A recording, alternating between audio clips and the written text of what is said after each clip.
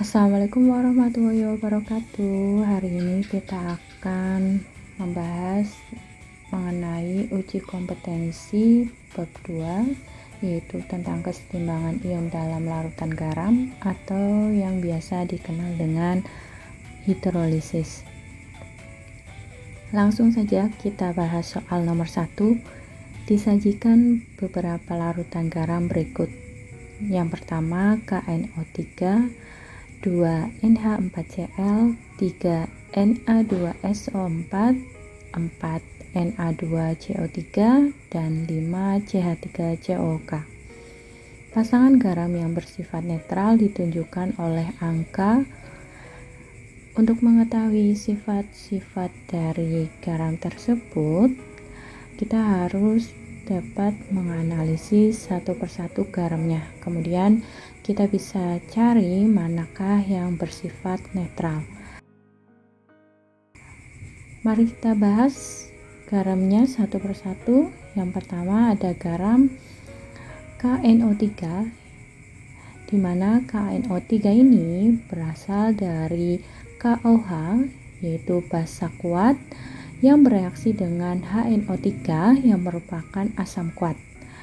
Dari kedua basa dan asam ini terbentuklah garam KNO3 dan produk lainnya berupa air atau H2O. Ketika garamnya yaitu KNO3 dilarutkan dalam air, KNO3 ini akan terionisasi menjadi kation dan anionnya.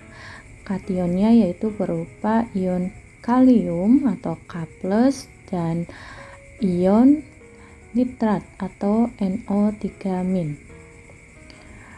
Kemudian ion-ion tersebut kita reaksikan untuk mengetahui apakah ion-ion dalam garamnya terhidrolisis atau tidak, yaitu kita bentuk reaksi hidrolisisnya. Ketika ion kalium atau K+ ini kita reaksikan dengan air, ternyata dia tidak mengalami suatu reaksi atau dia tidak terhidrolisis karena K+ ini berasal dari basa kuat.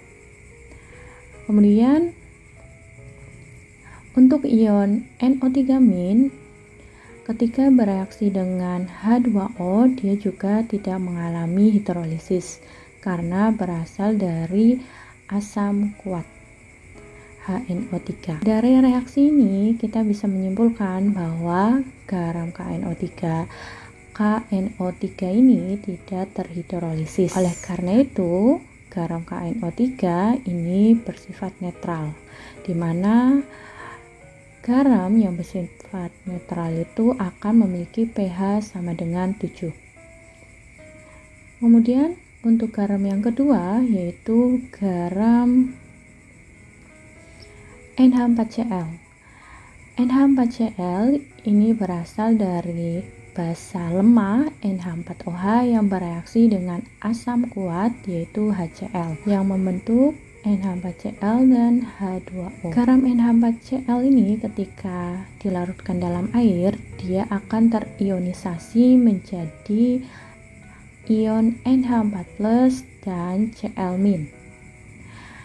Kemudian untuk mengetahui sifat dari garamnya, kita bisa mereaksikan ion-ion yang dimiliki oleh NH4Cl.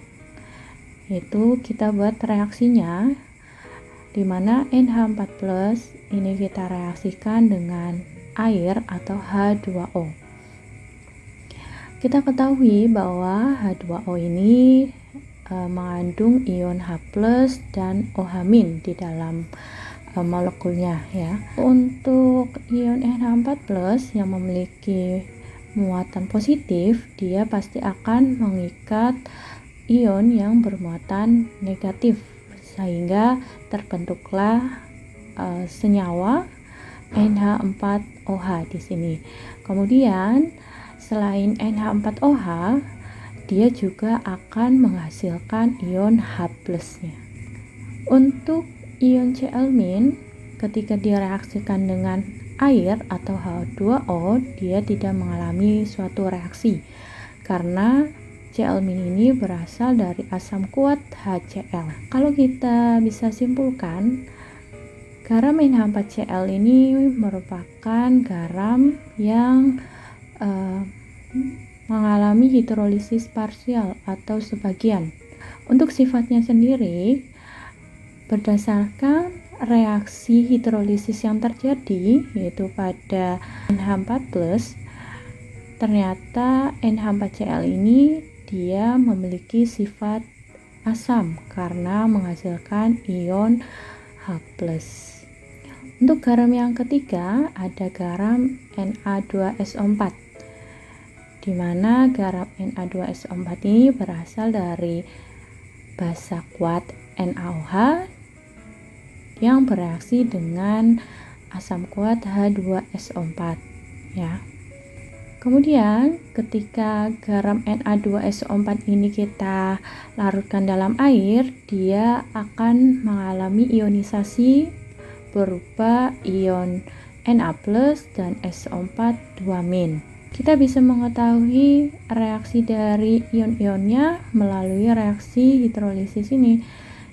Kita lihat bagaimana reaksi dari setiap ionnya, yaitu Na+. Ketika direaksikan dengan H2O, ternyata dia tidak mengalami reaksi. Sama halnya dengan ion SO4 2-. Ternyata ketika direaksikan dengan air atau H2O, dia juga tidak terhidrolisis.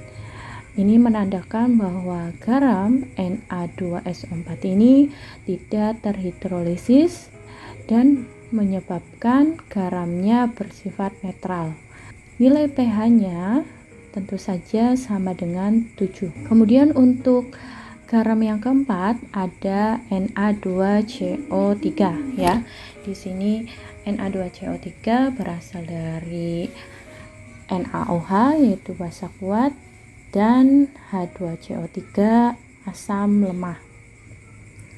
Di sini reaksinya sudah setara. Jadi kita bisa langsung saja mereaksikan garamnya ke dalam air ya, dimana Na2CO3 ini dia akan terurai menjadi 2Na+ ditambah dengan CO3 2-. Untuk mengetahui reaksi hidrolisisnya, kita bisa mereaksikan ion-ion dari Na2CO3 ini dengan air. Na+ ya, ketika kita reaksikan dengan air atau H2O, dia tidak akan mengalami suatu reaksi atau dia tidak akan terhidrolisis.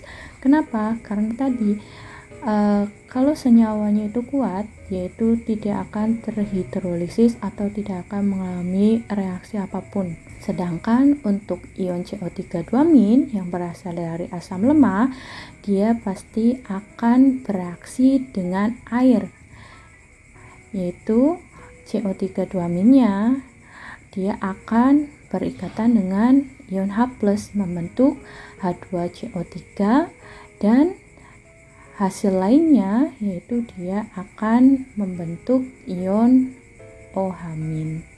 Kesimpulan dari garam Na2CO3 ini, dia mengalami hidrolisis parsial atau sebagian. Untuk sifatnya sendiri, karena ion CO3 2- ketika bereaksi dengan air, dia menghasilkan ion OH-, maka garamnya bersifat basa. Untuk pH-nya pasti nilainya lebih dari 7. Untuk garam yang kelima atau yang terakhir yaitu berupa CH3COK.